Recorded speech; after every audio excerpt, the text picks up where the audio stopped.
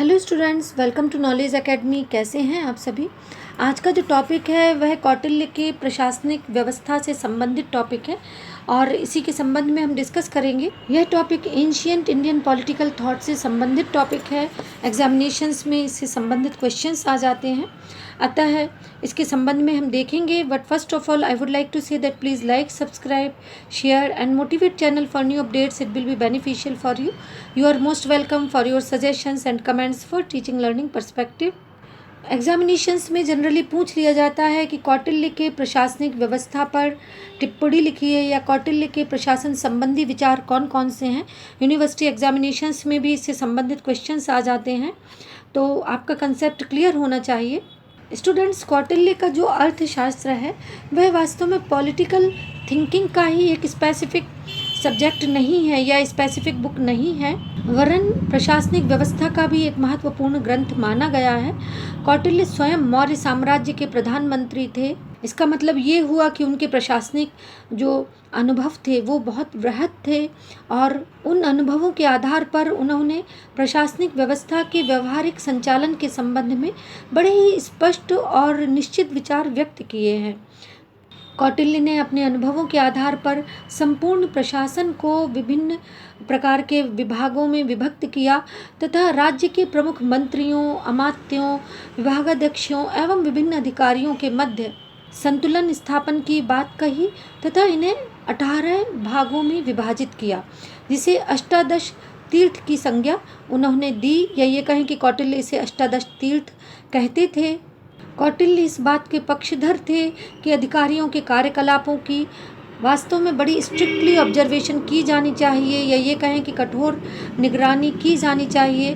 और इसके आधार पर उन्होंने ये भी माना कि अधिकारियों में आपस में बहुत अधिक म्यूचुअल रिलेशंस नहीं होने चाहिए, यानी बहुत अधिक मेल जोल या फ्रेंडली रिलेशंस नहीं होने चाहिए, वरन उनके रिश्तों में एक सम स्थिति होनी चाहिए। बहुत अधिक संघर्ष भी नहीं होना चाहिए, क्योंकि दोनों स्थितियां ही, यानी बहुत अधिक मेलजोल एवं जो बहुत अधिक संघर्ष है, दोनों ही स्थितियां वास्तव में उत्तम प्रशासन के लिए उचित नहीं है। इसके अतिरिक्त उन्होंने अपने एडमिनिस्ट्रेटिव सिस्टम में, यानी कौटिल्य ने अपने एडमिनिस्ट्रेटिव सिस्टम में भी गुप्तचरों को भी बहुत विशिष्ट स्थान प्रदान किया है। इसके अतिरिक्त जो अधिकारियों के विषय में गलत सूचनाएं दी जाएं, किसके माध्यम से? गुप्तचरों के माध्यम से। यदि वो सूचनाएं सही नहीं हैं तो उनको भी दंड देने के विधान की बात कही गई है या विधान किया गया है, यानी अधिकारियों के विषय में गलत सूचना देने वाले गुप्तचरों को दंडित करने का प्रावधान किया गया है। प्रोफेसर अल्तेकर ने इस संबंध में लिखा है कि इस दृष्टि से कौटिल्य का जो अर्थशास्त्र है वह चिंतनात्मक राजनीति का ग्रंथ होने की अपेक्षा एक प्रशासक के मार्ग हेतु लिखी गई प्रशासनिक संहिता अधिक सिद्ध होती है, यानी उन्होंने इसे प्रशासनिक संहिता माना है। इसी तरह से कौटिल्य के मंडल सिद्धांत के संबंध में यदि डिस्कस करें तो इस सिद्धांत में अनेक राज्यों के समूह, और जिसे हम मंडल कहते हैं, या ये कहें कि कौटिल्य ने जिसे मंडल कहा है, अतः राज्यों के समूह में विद्यमान राज्यों द्वारा आपसी व्यवहार में लाई जाने वाली नीति का वर्णन इसके अंतर्गत है। मंडल सिद्धांत के केंद्र में एक विजिगीषु राजा है, जिसे विजय की इच्छा रखने वाला राजा कहा जाता है, और कौटिल्य की ये मान्यता है कि एक राजा का पड़ोसी वास्तव में उसका शत्रु होता है। विजिगीषु यानी विजय की इच्छा रखने वाला राजा के राज्य की सीमा से लगा हुआ राज्य उसका शत्रु होगा, किंतु शत्रु राज्य से मिला हुआ राज्य विजिगीषु राजा का मित्र होगा। इसे सरल शब्दों में कहें तो निकटतम पड़ोसी वास्तव में राज्य शत्रु। कहने का अभिप्राय है कि निकटतम पड़ोसी राज्य शत्रु और उसके आगे का मित्र है, और ये क्रम चलता रहता है। इस प्रकार 5 विजिगीषु के आगे 4 राज्य पीछे होते हैं। इसके अतिरिक्त 2 और राज्यों की विवेचना की गई है, जिसमें मध्यम राज्य तथा उदासीन राज्य भी आते हैं।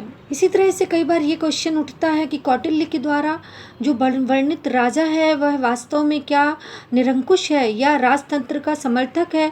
तो इसके संबंध में यही कहा गया है कि कौटिल्य का जो राज्य है, या कौटिल्य ने राज्य के संदर्भ में, राजा के संदर्भ में जो विवेचना की है वह सुदृढ़ राजतंत्र के समर्थन की दृष्टि से की है।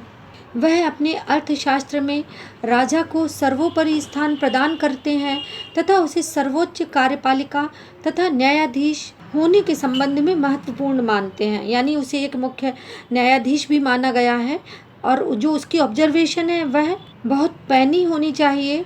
इन सभी शक्तियों के पश्चात भी कौटिल्य ने राजा पर विभिन्न प्रकार के प्रतिबंध लगाए हैं ताकि वह निरंकुश ना हो। जैसे राजा पर प्रथम प्रतिबंध अनुबंधवाद का है। अनुबंधवाद यानी इसका अभिप्राय है कि जो राजा की स्थिति है वह वेतनभोगी कर्मचारी की भांति होनी चाहिए। वह राजा यदि अनुबंध का सम्मान नहीं करता है तो उसे पदच्युत किया जा सकता है। किसके द्वारा? प्रजा के माध्यम से। इसी तरह से राजा धर्म एवं विधि के विरुद्ध कार्य करने का अधिकारी नहीं है, ऐसा कौटिल्य ने माना है। राजा धार्मिक रीति रिवाजों से बंधा है। राजा के अधिकार वास्तव में सीमित हैं। जन आक्रोश के भय से राजा इसका उल्लंघन नहीं कर सकता है। यानी राजा को रीति रिवाजों का, परंपराओं का पालन करना होगा। मंत्रिपरिषद भी राजा को निरंकुश होने से रोकती है। राजा का व्यक्तित्व, उसकी दिनचर्या, उसकी शिक्षा उसे निरंकुश होने से रोकती है या ये कहें कि उस पर अंकुश स्थापित करती है।